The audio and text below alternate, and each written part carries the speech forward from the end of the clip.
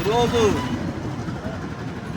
ఆంధ్రప్రదేశ్ రాష్ట్రంలో అంతేకాకుండా భారతదేశంలో చుండూరులో 1991 ఆగస్టు 6వ తారీఖున అత్యంతమైన ఘోరంగా ఎస్సీ మాలలను అదేవిధంగా మాదిగలను రెడ్డి కులస్తులు చుండూరు ప్రాంతంలో ఉన్న రెడ్డి కులస్తులు అతి దారుణ కిరాతనంగా ముక్కలుగా నరికి గోతాంలో దుక్కి దొంగపట్ట నదిలో వేయటం ఎంతో పైశాచికంగా అప్పటి ముఖ్యమంత్రి ఎదురుమల్లి జనార్దన్ రెడ్డి ఆధ్వర్యంలో పోలీసుల కన్సర్న్లో ఈ చుండూరులో ఈ దళితులను మూతుకోటు పోశారు.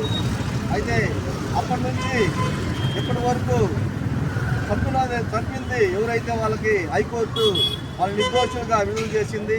అయితే ఆ కేసు సుప్రీంకోర్టులో ఉంది.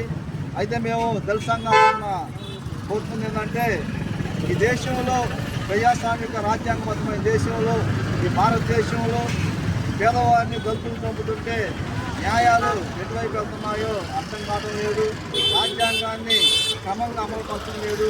అప్పటి ముఖ్యమంత్రి నిర్మల్ జనార్దన్ రెడ్డి గారు అప్పటి రెడ్లకి తొత్తుగా ఉండి అప్పుడు పోలీసులు తొత్తుగా ఉండి ఈ భయంకరమైన మానవ హోమానికి భయంకరమైన హత్యాకాండకి ఈ ప్రభుత్వాలు ఉండి వారిని మాలల్ని అదేవిధంగా ముక్కలు చేసి చంపడం ఎంతో దారుణం, శోచనీయం, పైచాచికంగా ఉన్నారు. కాబట్టి ఈ రాష్ట్రంలో ఈ శాంతి భద్రతలు విభూతం కలగకుండా రాజ్యాంగాన్ని అమలు పరిచే విధంగా చూడాలి.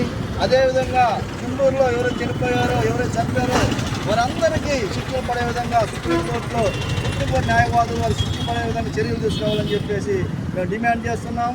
జై భీమ్, జై భారత్.